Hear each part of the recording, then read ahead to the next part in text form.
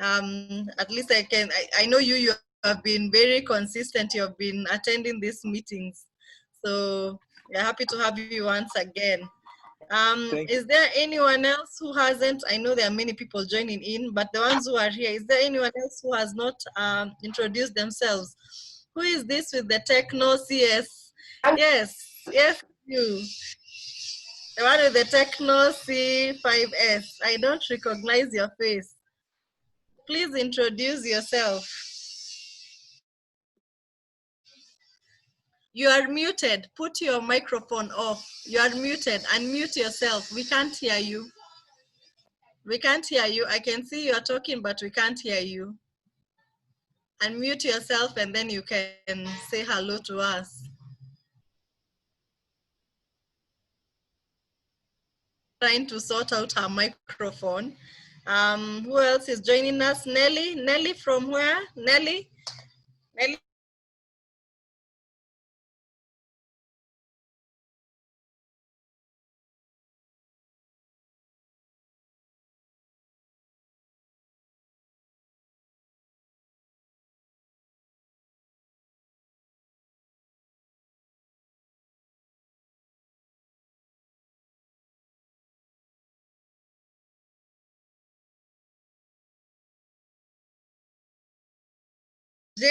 Jane Ouma, and she's one of our executive, our assistant secretary or deputy secretary. Jane, how are you? Say hi to the people. Good afternoon. Hmm? Are you here? Can you hear me? Yes. Yes, Hello? yes, we can hear you. Yes, we can hear you, Jane. Oh, good. Yes, karibu Okay, good sana. afternoon. Salimia watu na tuambie how you are. I'm good. I'm doing well. I'm coping with the COVID. So it has taken too long. Otherwise,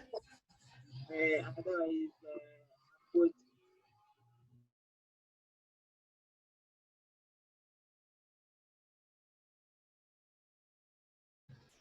You're well. Yeah, I'm saying I'm coping with the COVID. At least I'm doing good. Ah, okay. Yeah. You're coping well. Yeah. All right. Karibu sana. Habari ya Nakuru. You are in Nakuru and Egerton. Are you back in session? Oh, not yet. We are still staying at home. Nakuru is good. I can see from I can't hear you again. Your volume is a bit low. Maybe you could adjust your volume so that we can hear you clearly. Okay, I'm saying. Oh yes, that's much better. Yes. We've not resumed. We have not resumed. Okay. We are still staying home, and we are safe at home. Yes, we are. I'm saying. Yes. It's a bit cloudy. It's a bit cloudy in Nakuru now. It's like it might rain in the evening. Ah, okay. Yeah. So, thank you, Jane, for updating us on how you are. Anyone else? I am seeing Mr. Felix Opondo here. Maybe you can say hi to the group. We want to hear your voice, and tell us. You can introduce yourself. From which university? We can't hear you. Unmute yourself. Madam Susan. Yes. Felix Opondo is our main facilitator today, so we will give him some time. He will introduce himself as okay. Coming. Sawa, sawa. Yes. Anyone else? Today we are fewer. I can see we are fewer in number. And if there's no one else, I think most people, there's a Techno C5S who are still not introduced themselves. And is there anyone else I'm leaving out? There's another Mary. The Mary who had not introduced herself can introduce herself. Hi. Hi. I think I've just joined. Okay. Yeah, I'm Mary from University of Nairobi. In Kisumu. In Kisumu. Lovely. Yeah. How are you and how is Kisumu?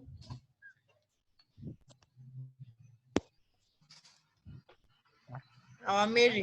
Fine. I'm fine.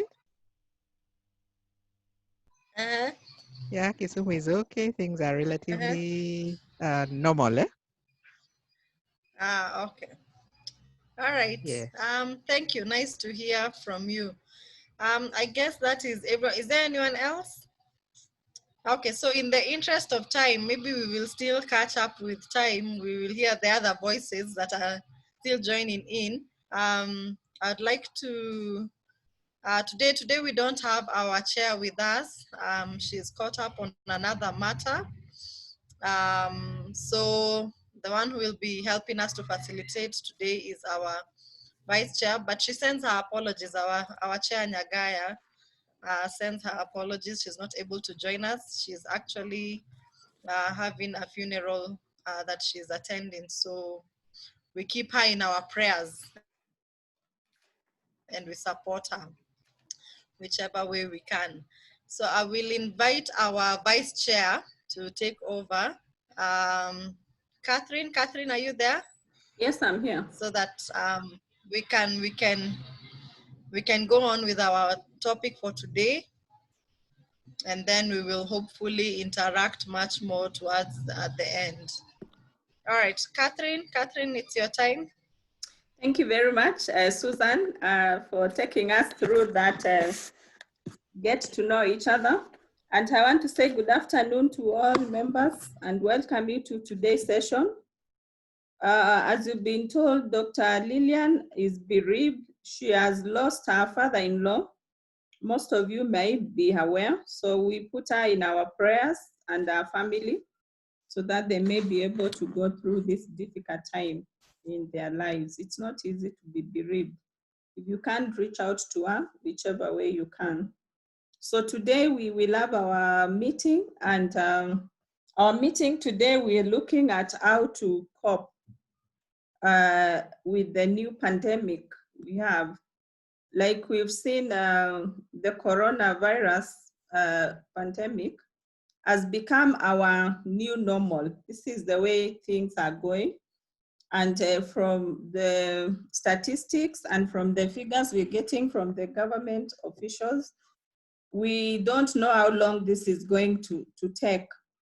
So it is for us now to adjust to the new way of life. And today we are here to just put our heads together and reason together on how do we move on in the midst of this pandemic. How do we adjust? So we're looking at adjustment in the new pandemic, and that's why we're calling it COVID-19, the new normal. Now, the new normal has become Zoom meetings. We are meeting via Zoom. The new normal has become hand washing. We are washing our hands more often than we used to. We are wearing masks. We are keeping physical distance. We are restricted in movement. Some of us in Nairobi cannot even get out of Nairobi. And things have generally changed. We're not going to our workplaces as we used to. And even the interactions we have has to be online. So with all these changes, and as it is, we don't know how long this is going to take. Shall we ever go back to life as we knew it? And do we really want to go back to life as we knew it? Is the things we are thinking together today. Are there any things or anything we have learned from this pandemic, which we say this one would be desirable to move forward with? Are there new ways of living we have adjusted to where we say this is something we can live with? So basically that's what we're going to look at. And we're going to do that by sharing our experiences where we are now and how we see ourselves moving forward. And in our midst, I have a very good friend of mine Dr. Felix Opondo. Dr. Felix Opondo, I was lucky enough to be in class with him some years back, and he's going to help us to take us through how we are coping and the way forward as we move forward. So feel welcome. But basically it's an open interaction. We are going to call on your participation so that we are on the same wavelength. So I want to welcome Dr. Felix to just say, to greet the participants, and then I'll pick it up from there. Welcome, Felix.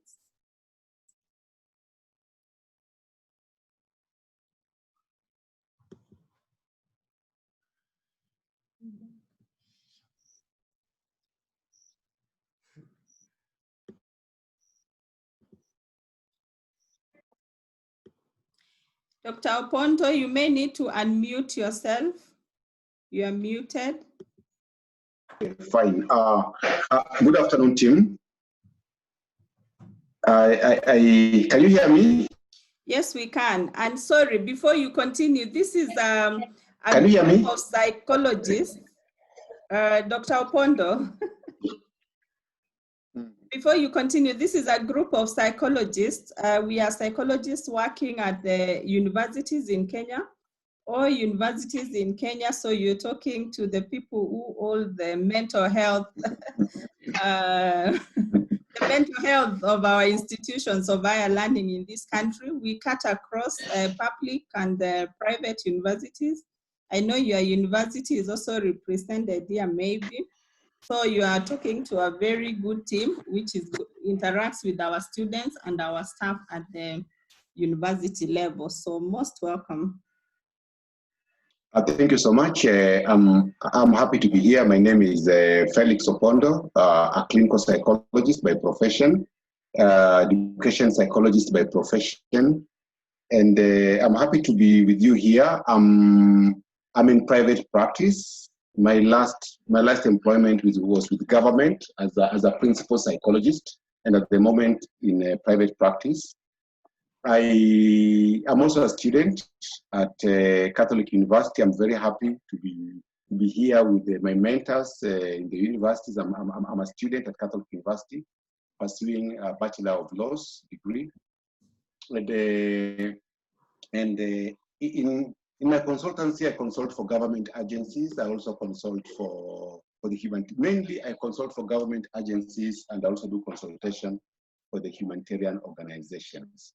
And thank you so much, Catherine, for inviting me into this forum. I don't know, you've just given a very good introduction, going back to the normal life. You've actually given us a good brief in terms of what the new normal entails. But I think I would have just also been interested to get from the team members, what would be the expectation when you're talking about the new normal?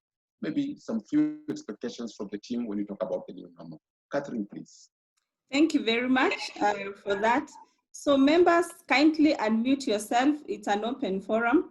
We want to look at where we are right now, and what adjustments do you see as having to make from now going forward in our lives, the way we knew life and the way we see it now. So feel free to unmute yourself so that we facilitate this discussion.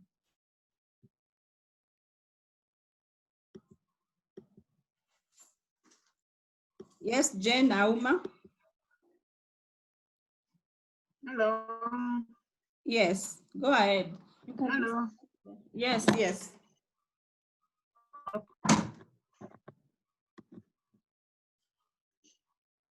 They say your network is low, and I think network band is. Okay, what I've learned, Hans.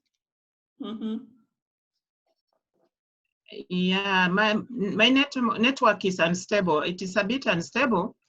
I don't know whether you can hear me. We can hear you now. That is one of our new normal, unstable network. So just go ahead. Okay, what I've learned with this COVID this season is that people are able to wash their hands. People are able to wear their masks. And in the hostel setting, we have realized that there are fewer upper respiratory infection, which means that as we protect ourselves from COVID, we are protecting ourselves from other upper respiratory tract infections. So that is one thing I've learned during this time of Corona. I think that is what I've learned, which is unique. Thank you very much. Hello. So yeah, we can hear you, James. So thank you very much. So from your observation is that people have gone to better self-care, washing hands, and with that comes less infections. In fact, I've also read somewhere that we have less road traffic accidents now. So there are some things which have come out of us staying indoors and trying to keep Corona at bay. So thank you very much. Anybody else, kindly unmute yourself and give us your thank you. Yes, Pastor Chris. Thank you, Pastor Chris from Nyeri. I must say that something I've just realized that technology. Hello? Pastor Chris, go ahead. Yes, okay. I'm saying technology is one of the resources that we need now to appreciate and even see how it can help us in counseling, in doing what we normally do. So we need to really appreciate technology and see how it can help us be able to reach more of our clients and see how we can use it to do what we were used to do one-to-one. Thank you. Very much, Pastor Chris. So the use of technology is something we've learned. We always said it, but we never really used it as maximally as we are using now. So that is one of the new normal, and the complications which come with it, unstable network, and the cost of the data bundles. But thank you very much for that. It's open, kindly members. What are we learning?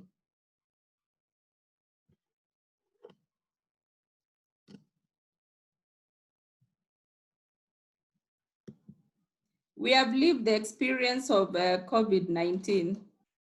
So we're asking, what experiences do we take forward with us so that we can adjust? Nelly?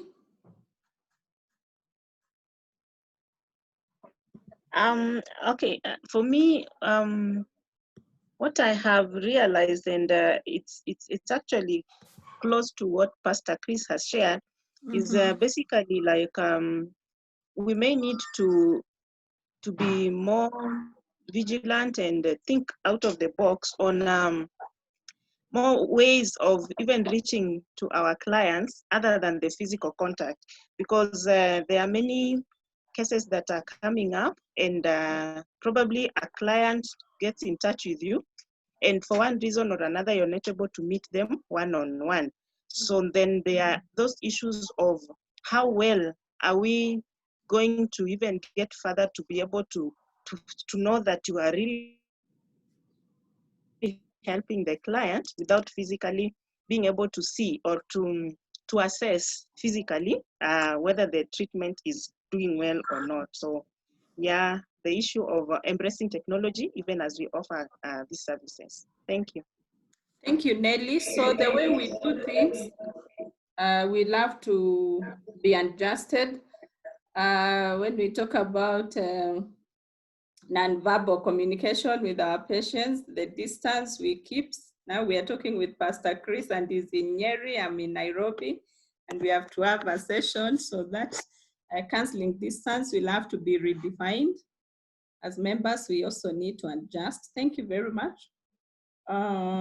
Victoria Koi, what's your take on our new normal, life with COVID-19?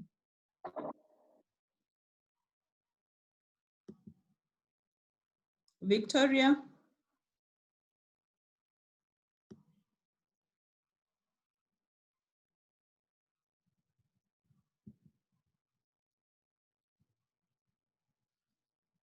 As Victoria prepares, maybe Janet Chepchirchir, you can tell us something. What is your take?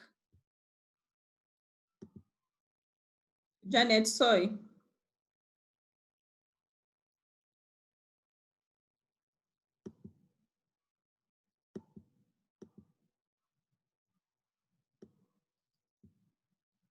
Anybody else with an input?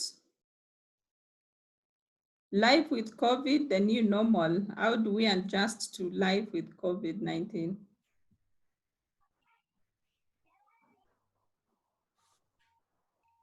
Audrey, would you like to say something?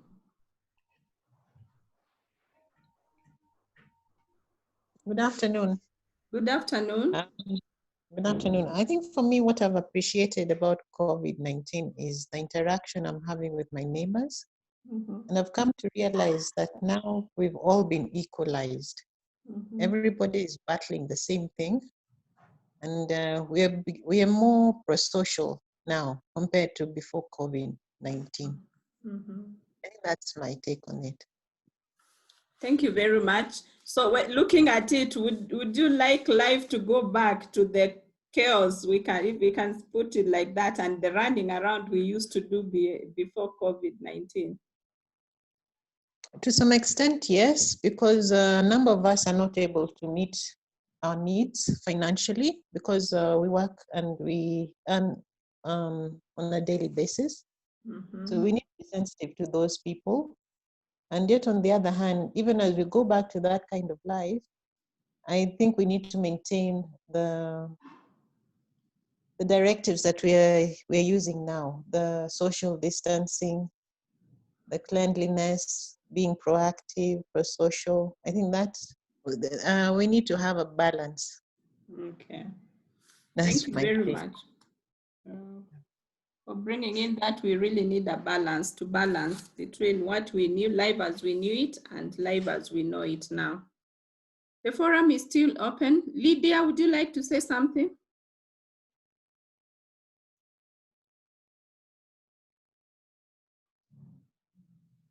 Lydia Langat? Sorry, I've just joined you right now. Oh, okay, you're most welcome. We're looking at life with COVID, the adjustment we have to make, or where we are now. How do you see it? How has COVID affected your life? Well, COVID has affected my life because, for example, you're restricted in terms of movement. You have to take care if you have to move out, and even being very careful, extra careful, and ensuring that when you go out of the house, you have to wash your hands. You kind of have, a fear. What if the virus is here? So you just keep washing and trying to maintain even social distancing. Mm. Mm-hmm. Thank you very much for that input. So maybe we'll come to you, Daktari. You've had our members, people are dealing with, they're seeing life as it was and life as it is now. There are some good things we used to have. COVID has not been bad entirely. It has also come with some good things.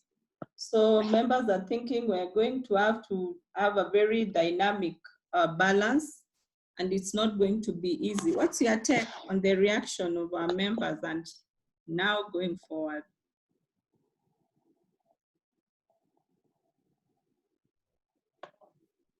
Yeah, I think, thank you very much. Thank you very much, team. And the elephant in the house is about the new normal. And again and again, the elephant in the house is about two things: balancing the new normal at the same time keeping COVID-19 in check. That is those are the two perspectives that are very important. Because as long as the world has not found a cure for COVID-19, we must adjust to the new normal. If the world would be able to find the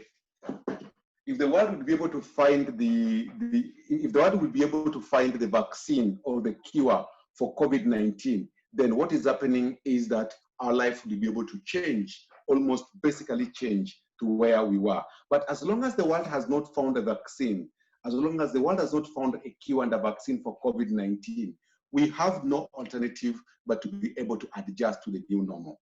And when I talk about adjusting to the new normal, psychologists are taking the forefront because it is ours to help people to be able to appreciate. The issue is not even accept, the issue is to appreciate the new normal. And when you're able to appreciate the new normal, then it will be very easy for us to be able to actually adjust to this new normal. And the moment that we adjust to the new normal, it means that we are going to live with it. And that is the fundamental aspect, because even as we are talking to today, the world has not been able to find the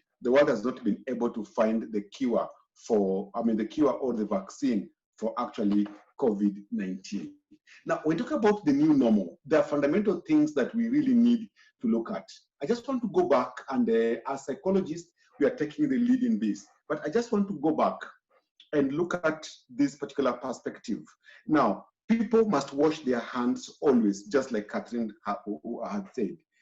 People must take temperature when they're getting into the building. Now, people must be able to take temperatures as they're getting into the building. Now, these are some of the composition that are coming in with the new normal.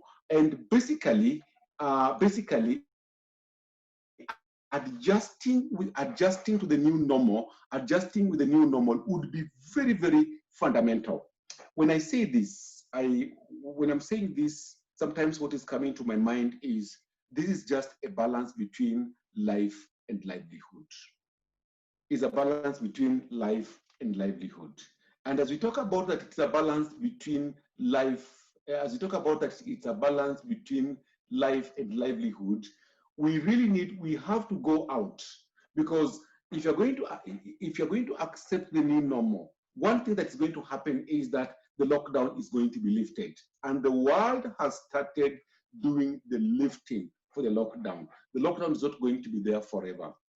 We are even expecting as a country that tomorrow the president is going to actually lift the lockdown, or maybe it's going to be loosened in one way or the other. And every other aspect has alluded towards this. Countries are opening up. South Africa is opening up. They're opening up their schools amid different challenges that they're going through, despite the fact that South Africa has got about 38,000 cases of COVID-19, and the spread and the infection per day is at 2,000 per day. They're actually going back. They're actually opening up their economy. And opening up their economy, it means they are going back again. They're opening up and people are going back to what they used to do. In our country, Uganda has alluded to actually opening of schools, and they have a memo towards that. And having said this, the question would be, what is our role as psychologists, especially in assisting people to go to the new normal? When we talk about the new normal, talk about that it's about washing of hands, just like Catherine said. It's about physical and social distance from the other. It's about working from home, that is the new normal. But as much as we're saying this, it's about people having masks all through. It's about people taking temperatures when you're getting to the office. It's about the office changing. It's about the office changing to actually accommodate the issues of the distance and etc. We talk about the new normal, we talk about the issue whereby people are also getting fatigued with staying at home, because they cannot actually stay at home forever. And people cannot work from home forever. Time is coming when they must go back to work, or they must go back to their offices. And even as we're saying this, the levels of anxiety and the levels of worry are actually increasing at the moment. Why do I say that? I'm saying that because we talk about the new normal and look at the era of the new normal, there's the worry about the possibility.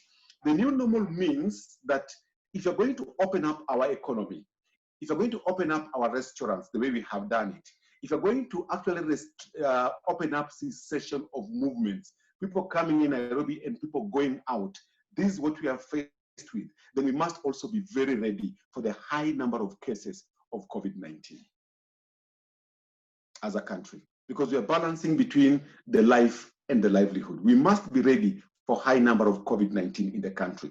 And if that could be the case, then what it implies is that we are going to have more family members that are going to be infected. And therefore the levels of grief are going to be higher. As we're adjusting to the new normal, we are going to have much more fear of people falling ill. There is possibility, because if you open up, the cessation of movement is loosened, people can get to Isili and get out, people can get to Nairobi and get out, and this is where the world is moving towards. Then what it implies is that we may have more people dying, and we may have more people losing their loved ones. And therefore, we're talking about the level of anxiety, the level of grief actually to be on the rise. We're also going to have issues of people developing helplessness. This is something that is likely to happen, developing helplessness for the loved one. Stress and anxiety and separation from the loved one is going to be in the high.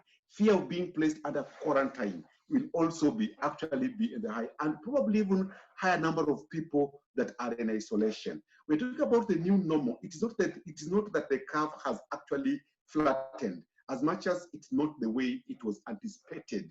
It's not the way that it was predicted, but it's not that the curve is actually flattening. Now, it means that even if the curve is going to continue going higher, but we need to open up and probably live with COVID-19 in the perspective at which it is. There are issues of boredom and loneliness of people staying at home. Psychological issues and psychological conditions and disorders like depression and the related are likely to be on the higher side. Sometimes what I'm asking myself is that in the midst of this, what is our role? What is our role as psychologists? How do we support these people in the new normal? And how do we keep ourselves healthy in the new normal? And this brings out the perspective that as psychologists, we really need to also think out of the box. And I liked the presentation that and the comments that were coming, whereby we're talking about that we have to embrace technology right now. We have to be able to redefine what social and physical distance mean, and all this, so that even in the midst of doing our work, we are also fitting to the perspective of the new normal. I just want to give this example. According to CLE, that is a Council for Legal Education, just an example, you are university, you are attached to the universities. According to the Council for Legal Education, what they have is that the law degree cannot be done online. It has to be face-to-face. It has to be face-to-face. It cannot be done online. And one of the things that was coming out is that the Council for Legal Education had refused the law student. I am a law student. They refused the law students from actually having online classes, but they had to readjust, because in the new normal, we don't know when COVID-19 is going to end, and maybe you're going to have law students having face-to-face lectures or face-to-face teaching. They have actually had to allow the law programs also to be run a virtual learning as opposed to having face-to-face. That is an aspect of the new normal, and that is whereby, as psychologists, we must also take the world to lead the world towards readjusting to the new normal. That is where we are. That is your responsibility. That is my responsibility. Before I go deep into what our role is and what we can be able to do as psychologists, Catherine, I would still be able, I want to throw it back to the panel so that we have comments. Kindly, Catherine. Thank you very much. I think you've really dissected the new normal for the members very well. And thank you for bringing it out that now we are looking to balance between life and livelihood, because we cannot be in lockdown forever, and things are going to have to be done differently for us to be able to cope. And that now we are more aware than before that psychologists are at the forefront to help people to cope as they try to define this very delicate balance. And you've put it out very open that working from home is going to be one of our new normal, that the work dynamics will have to change in the offices because people will have to continue to keep a physical distance as it is. And now levels of anxiety, psychological issues and problems are going to be expected to get higher. Because as it is, you put it clearly, which is the truth, that the curve has not flattened. In fact, the rates of infection are going higher. The numbers are going higher, as we know.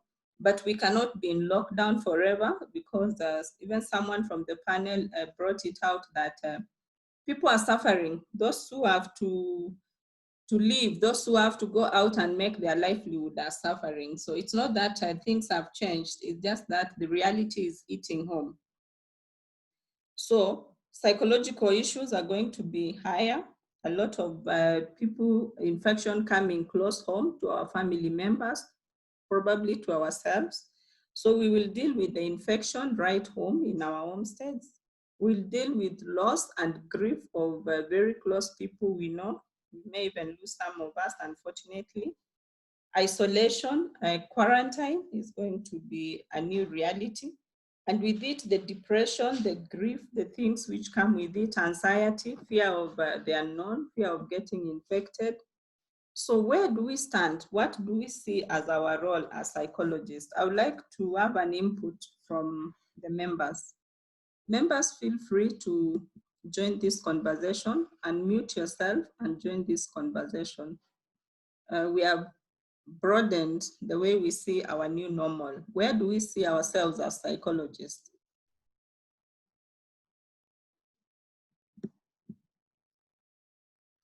Susan, do you have any inputs on this? Susan Poto?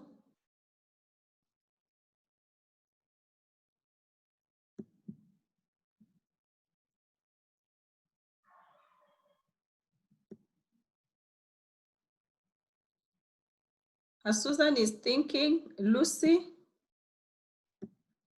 what is your take on the new normal as has been laid out for us?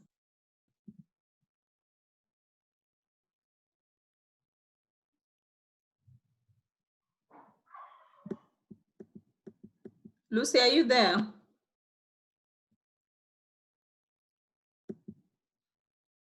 You need to unmute yourself because you're muted so that we can hear you.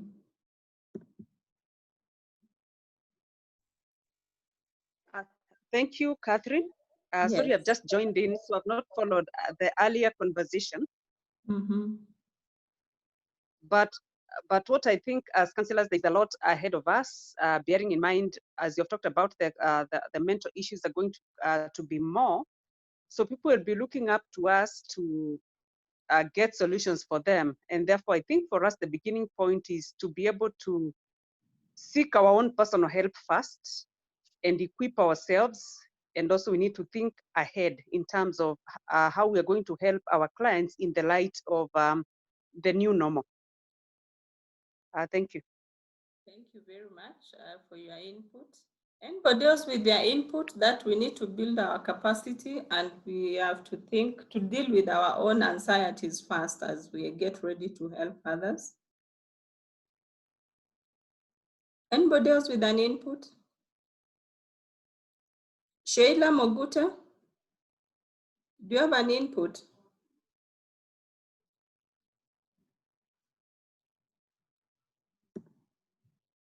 Sheila?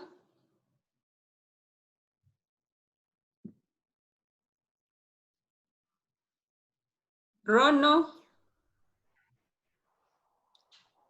Would you like to add your voice to this discussion?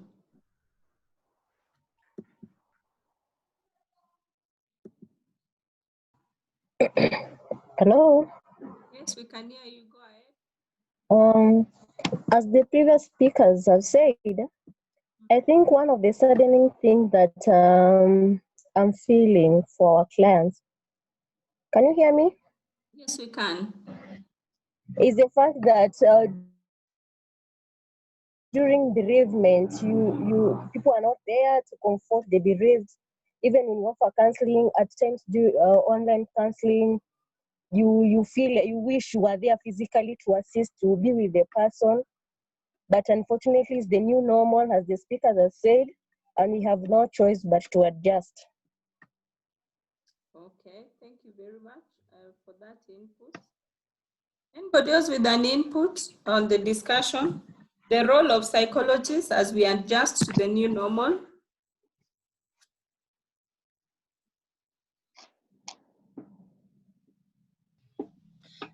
Maybe I can I can put my input and say that I think we really need to think critically as psychologists how to also help people to adjust.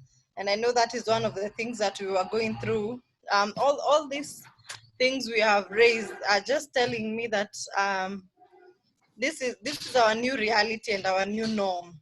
So how can we help people? I actually had a client just today, and I realized that the client's issue is mostly adjusting. They're not used to not having any structure, you know, waking up and you're not going to school, not having any form of work, not having any form of social interaction.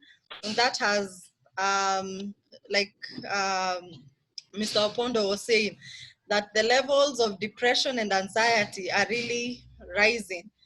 So really trying to think, what can we as psychologists do? How do we help people to, because people are very, and we included, adjustment is quite a process and quite a challenge. And for some people, it can even mean a whole psychological breakdown. So I think I am there and really asking myself as a psychologist, how do I help people? And already having such clients, how do I help them find how to adjust to the new normal? The fact that you're not going to school or not having a source of income. I'm realizing that it's really taking a toll on people. That's my input. Thank you very much for that very useful input. Yeah, the lack of structure in people's life. You used to wake up in the morning, by 8, you're supposed to be at your workplace. And now we realize how much time we spend at work, actually. So now you have all that time in your hands. Or, as we say, offices are going to, the dynamics will change. Maybe people work in shifts. Maybe people work alternate days. How are we going to deal with ourselves and with our clients? Members, feel free to join this discussion. It's our discussion. Nobody has the answers, actually, if you realize. We're just thinking around it. Find out if we can come up with a common way forward. Maybe to add on what I had said earlier,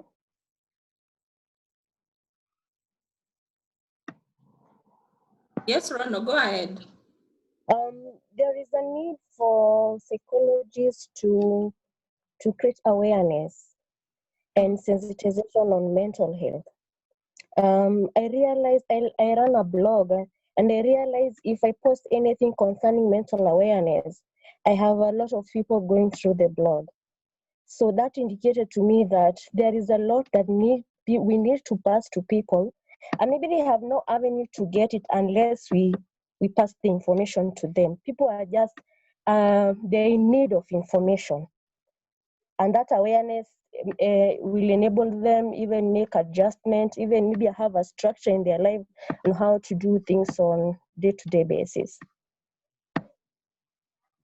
Thank you very much for bringing that out. I think now we are learning as psychologists, we need to be technologically savvy, but we need to be out there passing a lot of awareness and sensitization on mental health. We need to use the available social media avenues we have, including Twitter, Facebook, and all the others, WhatsApp groups, blogs as it is. So thank you very much for that, Rono. Anybody else with a useful input? Input on how to, as psychologists, we come in?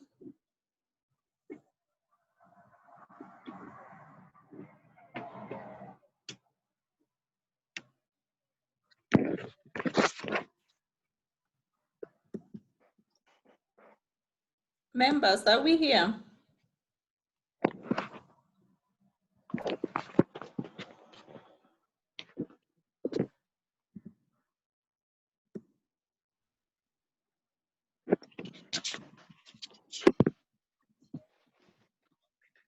Hi, Catherine.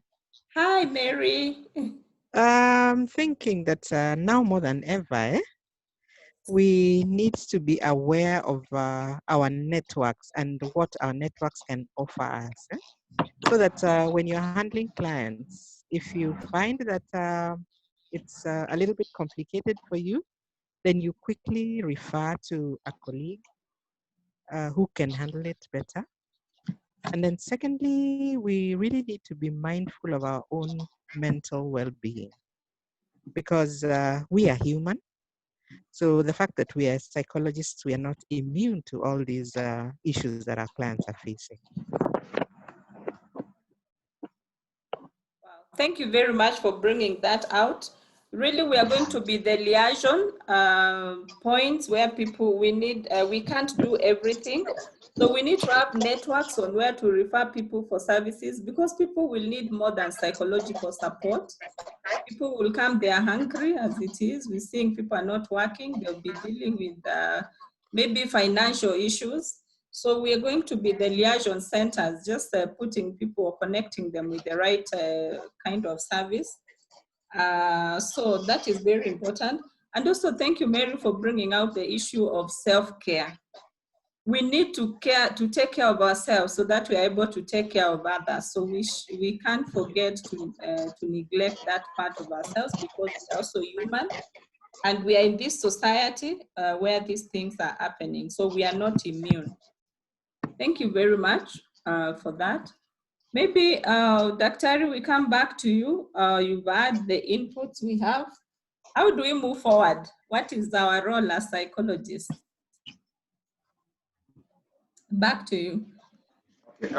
Thank you so much, Catherine. I think as psychologists, we have enormous role.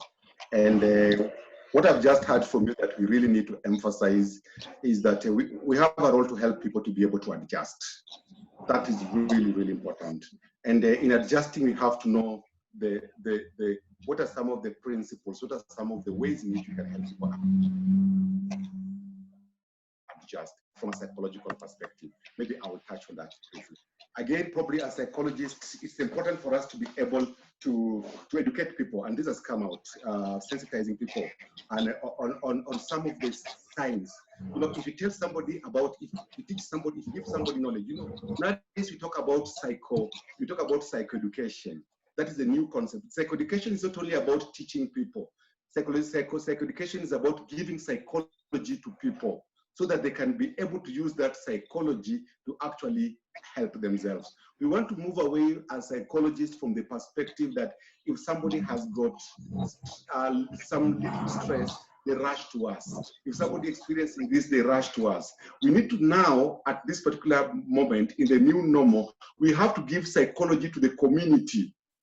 Give psychology to the community. When you're able to give psychology to the community will be able to take care of themselves better. So that even if you're taking someone through loss and grief counseling, therefore, you are not only helping them to process emotion the way it has been before, you need also to build their capacity to be able to cope with some of the losses that they may experience in future. When you do that as a psychologist, you are giving psychology back to the community. We don't want to confine psychologists to us so that every other moment phone to us, every other moment session to us. We must give psychology to the community. And that is the essence of the psychoeducation. And that's the essence of building capacity within the community.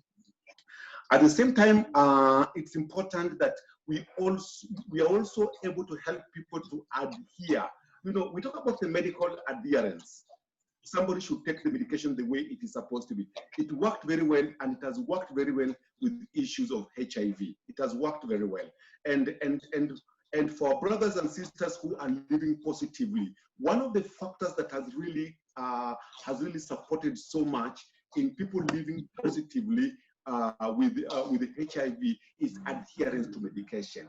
It's important that the same principle, we also use it in issues like washing of hands, wearing of the mask, social distance, physical distance. We need to help people to develop the behavior change in them.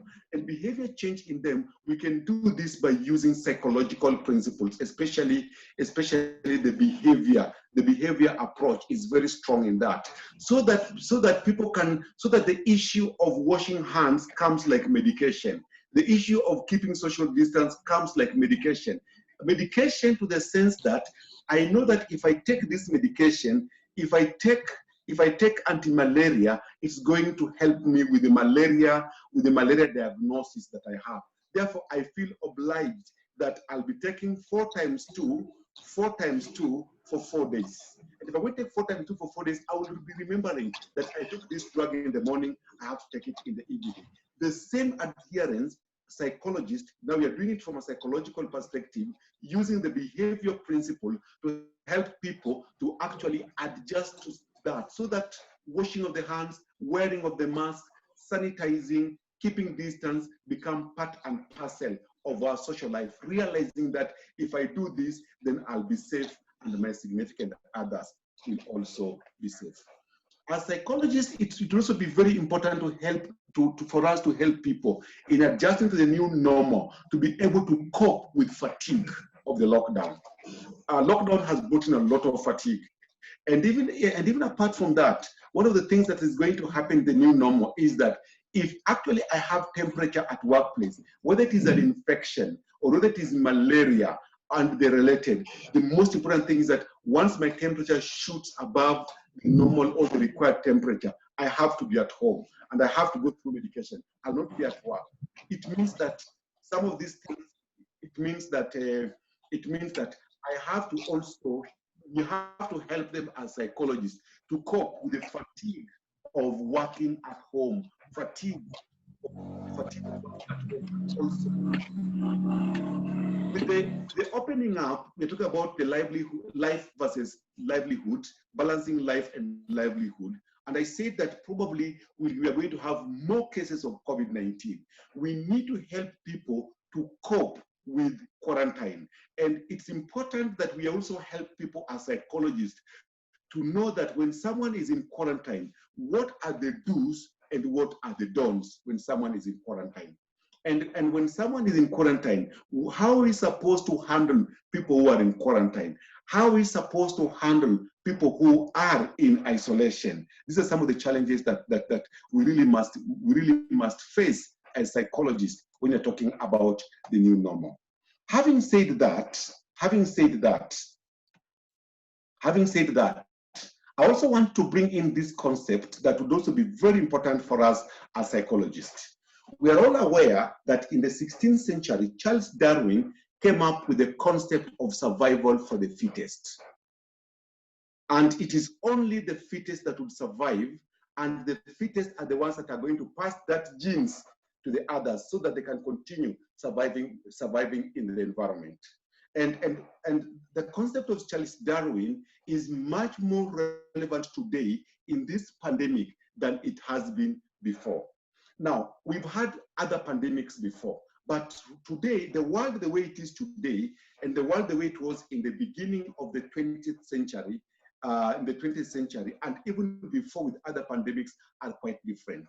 Charles Darwin's perspective was that when there is a pandemic like now you have COVID-19, the purpose of it is to wipe out the weaker people and then leave the stronger people to survive. And the stronger people who will survive are the ones that are going to pass these stronger genes to the other people, and the world will be able to continue without being wiped out. Now, looking at the Charles Darwin's survival for the fittest mechanism and underlying the issue of natural selection, and this is what drives the evolution life. Now, where we are today, when you talk about survival for the fittest is not about our own intellect.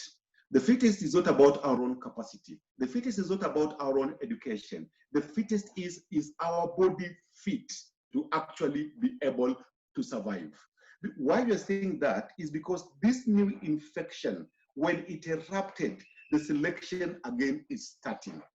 The selection again is starting.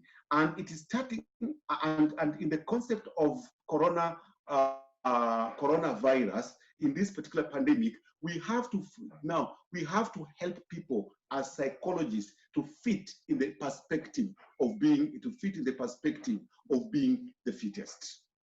And there are two ways in which we need to come in as psychologists to help the masses in terms of fitting. One way is that we have to help people to adhere. And there are two things that someone said, that actually, if you keep social distance, you wash your hands, you sanitize your hands, you are on a mask, then actually the spread of HIV, the spread of coronavirus would substantially be reduced. We need to combine this with the other perspective. We know today we talk about much more in terms of the issues of immunology. The issues of immunology becomes very, very important. We know very well that when the stress factors are able to actually impact on us, the stressful factors can make us develop immunosuppression.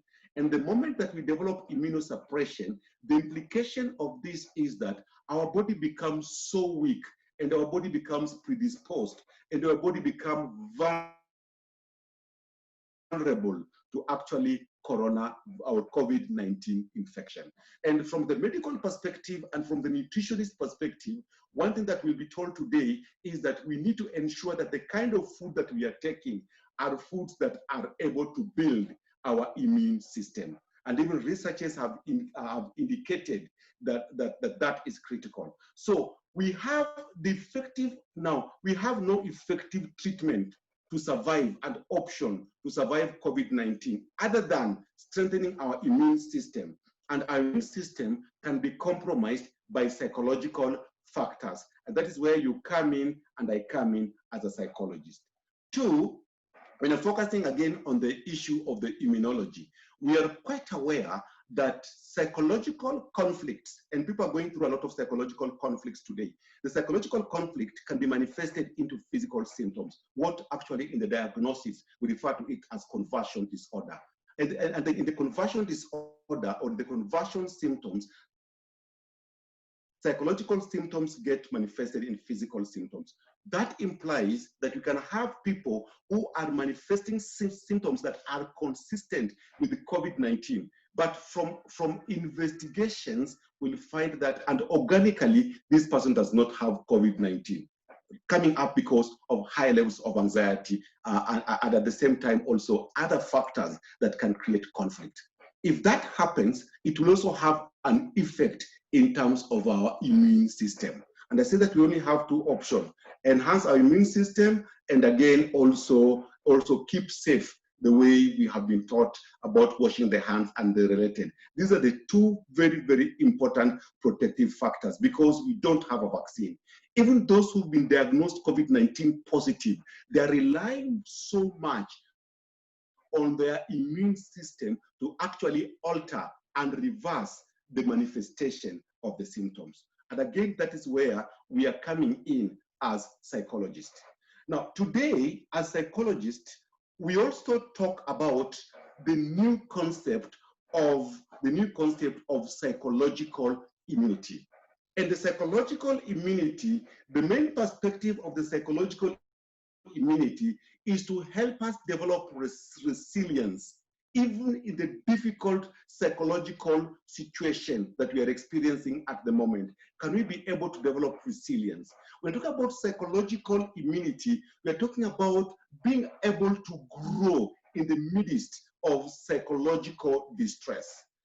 Similarly, as we talk about psychological immunity, today we also talk about post-traumatic growth. And in the post-traumatic growth, the implication here is that someone has gone through a traumatic situation, someone has been wounded, because trauma is about wound. Someone has been wounded by an overwhelming event, an overwhelming situation, and someone has developed either acute stress disorder or someone has developed the post-traumatic stress disorder.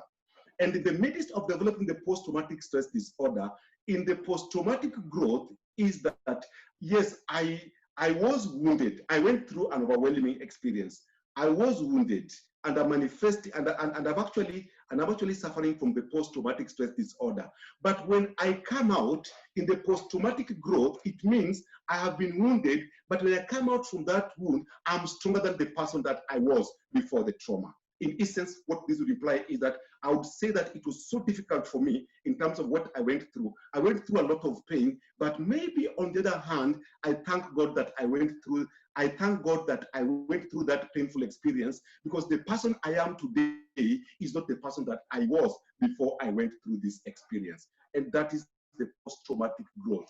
And as psychologists, the focus now should be on the post-traumatic growth, as opposed to actually healing and treating trauma. Now, having said that, I want to go back to the issue of psychological immune system. We call it PIS, the psychological immune system. And it's defined as the multidimensional but integrated unit of personal resilience resources or adaptive capacities. When we develop the psychological immune system, what it simply implies is that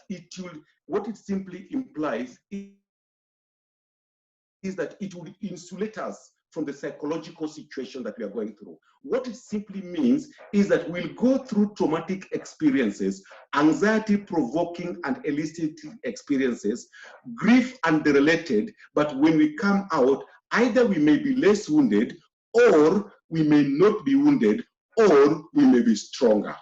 That is the perspective. And maybe this could be the role that we need to focus on at the moment as psychologists. And in this situation, in terms of helping people, that we only have two options. We have to help people to adjust to the new environment. We have to help people to adhere to the adhere to the health regulation that is consistent with COVID-19. We have to help people to develop their physical immune system, and eventually we also have to help people to develop their psychological immune system. And how do we do this? Generally, we have to help people to have positive thinking. I know as psychologists, we know how we can do that. Two, we must help people to have control, not to let COVID-19 to have control of their life. We can still have control of our life in the midst of COVID-19. We have to help people to actually enhance their self-concept. The self-concept is about the self-esteem. The self-concept is about the self-image. The self-concept is about how we see ourselves vis-a-vis how people are seeing us. The self-concept is about the feedback that we're giving to ourselves. The self-concept is about our own thoughts, so that we can restructure our own thoughts to focus on what we actually call positive psychology. What we actually call positive psychology. Now, when talking about this, we need to help people to have a higher level of problem-solving capacity. Because if I'm able to solve my own problems, if I'm able to intervene in my own problems, if I have those skills, then I'll be less affected. I'll manifest less symptoms of distress, and therefore my immune system would be stable and high. That would be a serious protective factor, or a critical protective factor to COVID-19. I need to be able, as psychologists, we must help people still to have their goals, develop their goals and have their goals. Their goals may be delayed because of the COVID-19, but at the end of the day, can we also support them in terms of being able to achieve those goals? They may go a longer way in achieving those goals, but let's have them not to develop the issues of hopelessness and helplessness in the midst of COVID-19, and therefore their goals become shattered. This again comes to our role as psychologists. We must help people to have impulse control. We must help people to be able to have wider zone of emotional tolerance. We need to help people to have wider zones of emotional tolerance. And this entails helping them to have higher capacity of coping with difficult situations without actually giving in to what they are going through. What I want to say is that psychologists, we have a lot on our table at the moment. And what we really need to do is that we must help people to adjust. We must help people to accept the new situation. We must help people to adjust to the new environment. And however difficult, however painful it is the environment that we have. We have to help people to withdraw their emotional investment from the past, because we are not going there today. The vaccine is not there. This is our new normal. This is how we must live. And therefore, those investing there, those having emotional investment in the past, the way things used to be, all they go through is pain. We have to help people to start letting go the past and not hold on the grip. We have to help people to say goodbye to the past and accept what we have at the moment. And that will help us in terms of changing this community and giving this community a different perspective. Psychologists, we are at the center of it. Psychologists, we cannot run away from it. Psychologists, people are focusing on us. Psychologists, our role is being redefined. And as psychologists, people are realizing our importance within the community. Back to you, Catherine. Wow. I can only say wow. I think that is really well delivered. And as psychologists now, we are well empowered. We know where we stand. This has got me thinking when you talked about withdrawing our emotional investment in the past and letting go of the past and accepting what we have in the present. And I've thought about the pandemics. We've read about the pandemics which have happened before. We've read about the First World Wars, the Second World War, and the emergence of like post-traumatic stress disorder, which was well defined after the calamities which have happened. We are in that generation where we find ourselves at this point. I think it's the first time we're experiencing a pandemic of this level in the last 100 years. And now we are the people who are poised with the work of helping the mental health well-being of the community and the country at large. So it's a lot in our plate, but I think we are up to it. And thank you very much for building our capacity in this particular area. I would like to take some reaction from members. We've heard about psychological immunity. Who knew about psychological immunity? I know about physical immunity, but that's a new one for me also. I would like to open it to members to react. Please give us your reaction. What do you think? What do you take home? Feel free to contribute. Thank you. I don't know why I'm talking too much, but wow, that was great. Thank you so much. I must say I have learned a lot, and what has helped me so much is this aspect of withdrawing from emotional investment. Wow, that is something that I've had, but I love it. And this is something that I believe we'll have to do to our clients, to our friends, and the people that are with us, help them to withdraw from the emotional investment. And this one about goals, I'm so much happy. I did that to a client yesterday, but I did not realize this is a thing that works so well. It was about a goal. The student who has to defer because of fees, and I was able to help her see that she will still get her goal to graduate, but may delay. And now I really have seen that that is good. Thank you so much, Daktari. Thank you. You're most welcome. Feel free to contribute. It's open. Hi, everyone. Hi. Hi, Ross. Hi. I want to start by appreciating the presenter, Dr. Felix. I'm sorry I came a little bit late, but that is quite a powerful presentation, taking us through this. I love various aspects that is mentioned.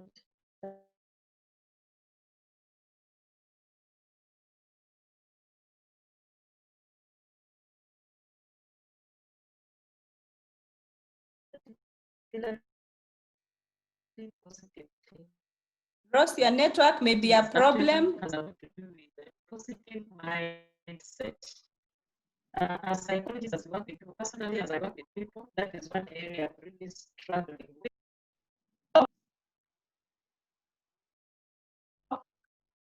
Hello? Yeah, you are quite broken. Could you say that again? Can you hear me now? Yeah, that's much better now. Please repeat. We lost you. Okay, I'm saying, Yes. I was making reference to, hello? Yes. Which also goes closely with the positive mindset. And that is where, okay, some of our clients are stuck and are weak because, yes, COVID-19 is challenging, but how do we make adjustments in terms of changing our mindset? And there are things that we can do differently. So that is one area that I'm really working with. But thinking of post-COVID period, and especially in terms of working with clients, I think for us, this bit that Daktari has talked about, giving psychology to people. And I'm sure as we are seated here, as we are attending this meeting, if we were to be asked where we work, most of us will say that we work in institutions of higher learning. So psychology has been within the confines of the intellectuals, that is in learning institutions. And I love what Daktari has said, that we give psychology to people. This would be possible if we learn to reach out to the community, which I know many of us desire to do. However, there's a gap that psychologists must keep fighting, and we must push and push and push until we get there. And this gap is the gap of denying psychology to the ordinary person. What about the person who is out there? Because those are now the clients we are dealing with. Apart from those we deal with online, we have a lot of people suffering out there in the community, and psychology. We have the policy.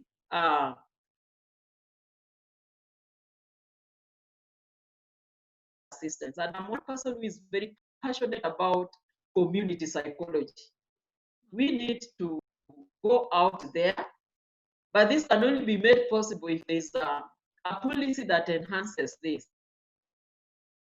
And this is where our government has actually failed us. We are doing our best, but our psychology is still confined to our students, our colleagues, or any other person who. Can you hear me now? Yes, we can. Yes. My desire, I've ever looked forward to this, a time when we will have community many things that we can do differently. So that is the one area, the mental health clinics. And this one, I want to encourage psychologists that we must push and push and push. Even as the task force, we are still waiting for the outcome of the task force. Let's attend conferences. Let's make noise about mental health until we are where we are, so that when a pandemic like this comes, then it's not, people are not shocked. Okay, they'll be shocked, yes, but they will find ways of finding services.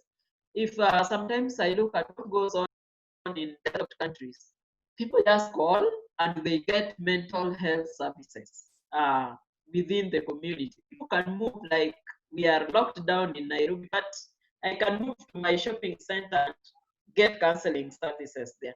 This is a huge, huge gap that we have, and it's an area of concern. So I'm saying post-COVID, let us go out and make noise to this government. Thank you. Thank you very much, Dr. Ross, for your input. That is well appreciated. Members, feel free to give your remarks as we conclude. We had.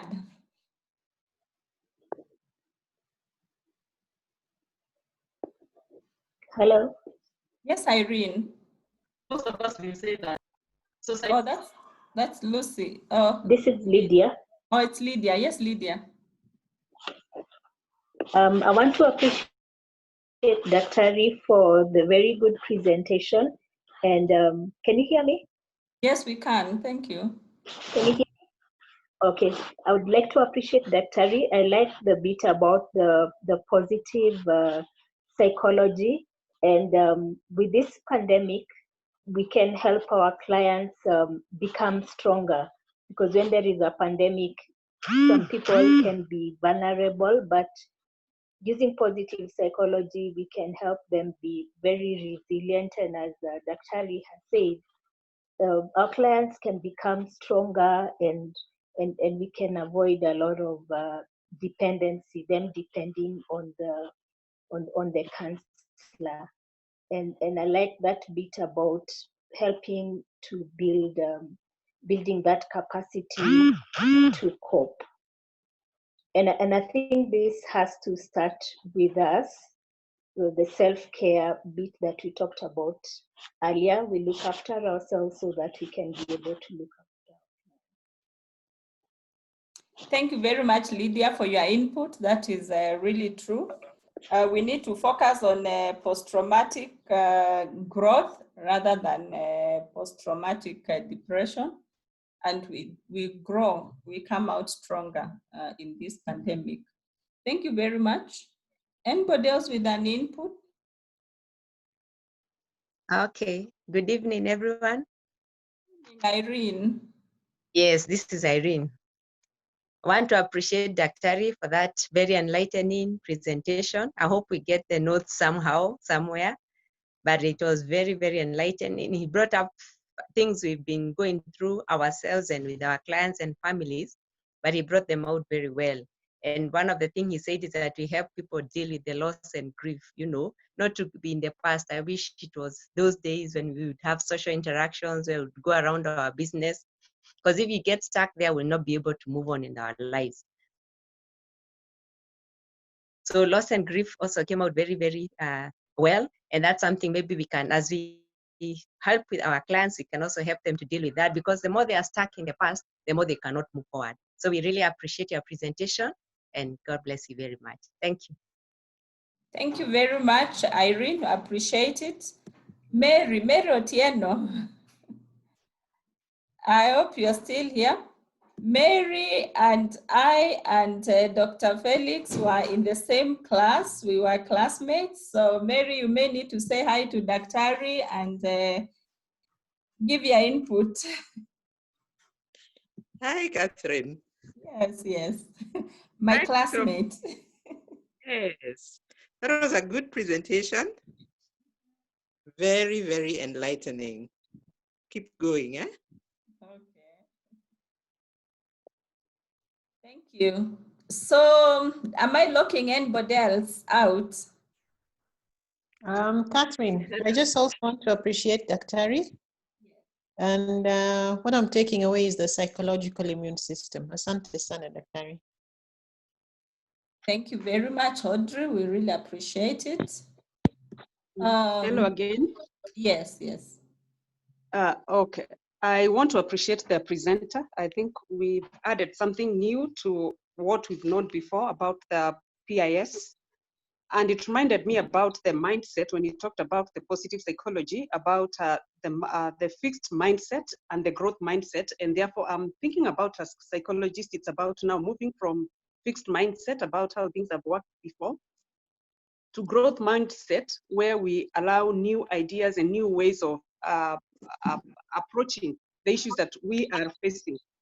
Then he has also talked about helping the clients take control of their lives. Of course, I'm thinking about even as a psychologist being, we are clients, and at the same time, we are psychologists who are helping out. So we're also learning how we can sort ourselves. Thank you, Lucy, for that input. Taking control. Go on. Hello? Yes, go on. I can hear you. Yes, I'm saying about taking control of our lives. Part of it, what I'm thinking about is now focusing on what is within our control or within our client's control and setting new routines. And then also taking breaks from, for example, we've talked about anxiety. We expect anxiety levels to go high. And therefore, again, telling our clients that it is okay to take a break or some breaks from, for example, information or situations that are causing them anxiety, and letting them understand that adjustment is a process, and therefore there is need for them to be patient and to be flexible, and also to have self-compassion, and as much as possible try to normalize the situation, that it is okay to be anxious. Thank you. Thank you very much, Lucy, for that input. The floor is still open before I give Daktari to say his final words.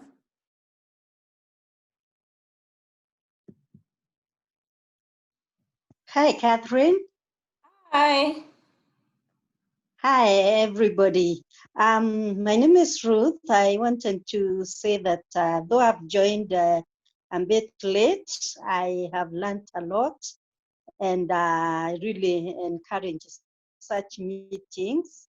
However, is there a possibility of being able to get the recorded message so that I get the bits that I missed? That's my question number one. The other thing is about community counseling.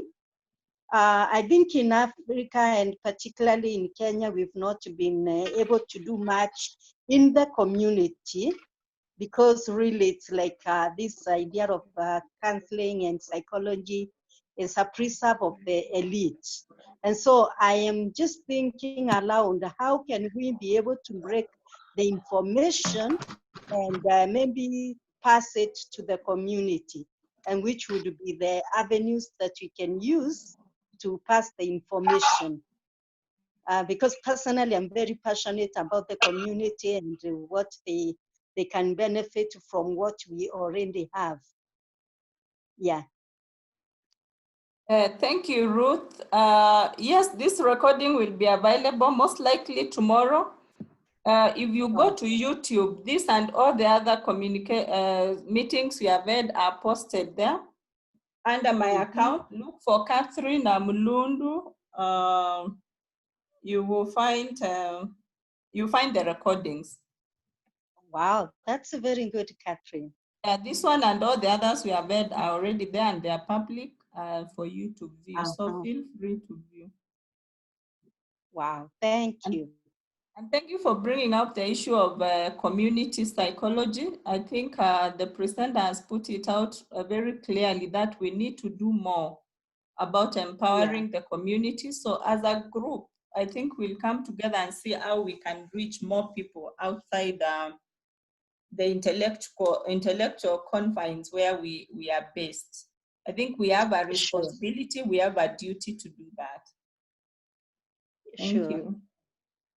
Thank you. Janet, did you want to say something? Janet Soy?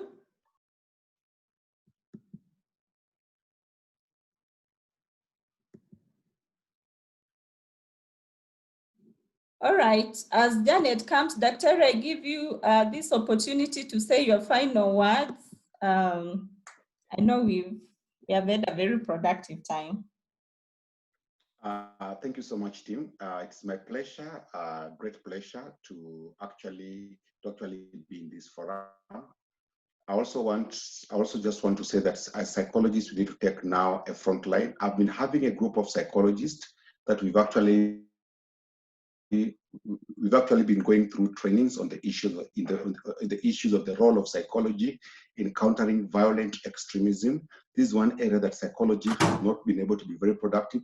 We've had trainings ever since 2016 with the National Counterterrorism Center, where I also work as a consultant in building capacity among the psychologists. We've done training both inside the country. We've taken psychologists to Denmark for training in this particular area.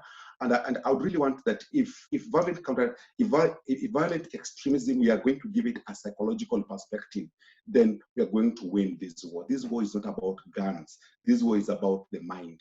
And this is whereby psychologists should come in very, very strongly. We even have a group of psychologists that are doing this engagement at the moment with the violent extremists. We have a group of psychologists who are doing this. Psychologists, we have to move out. We have to play a role in the violent extremism and terrorism.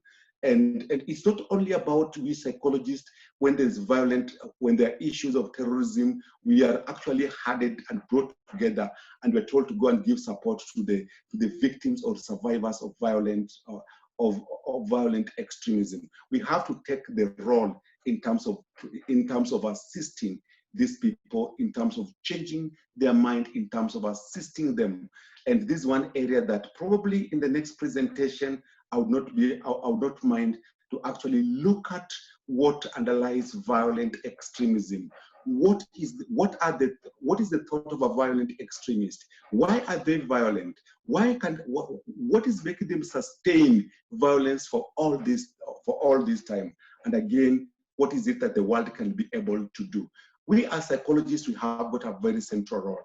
I know we have gone further to train the media people in the issues of violent extremism. And that's why you even saw that when we had the Dusit attack, the role of the media was actually handled better than it has been before. Psychologists, we must be in the forefront also in the preventive and mitigation of violent extremism. We must not just come to the end in terms of violent extremism has taken place, terrorist attack has been there, and we are going in to support the survivors only. We need to be at the other end too, and that will define our role as psychologists. Thank you so much, Catherine, for this forum. Thank you so much, Mary, my classmate. Thank you so much, my fellow psychologists. I'm overwhelmed to have been invited to attend this forum. Be blessed. Thank you so much. And at that point, unless I'm locking anybody else, I want to say we have had a good discussion. We have gotten enlightenment on our role as psychologists, and now a new aspect is coming on violence extremism. And thank you for the offer to take members through this training. We will organize and let you know. Thank you for your time. We really appreciate your input and for you meeting all of us.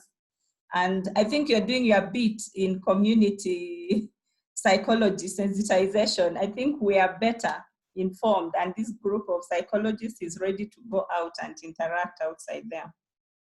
Members, anyone with a burning final remark?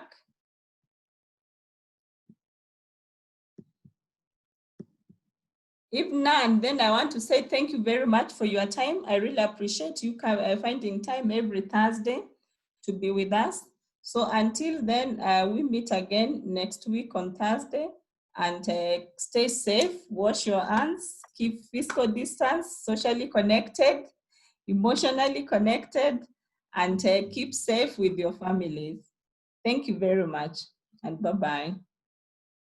Bye.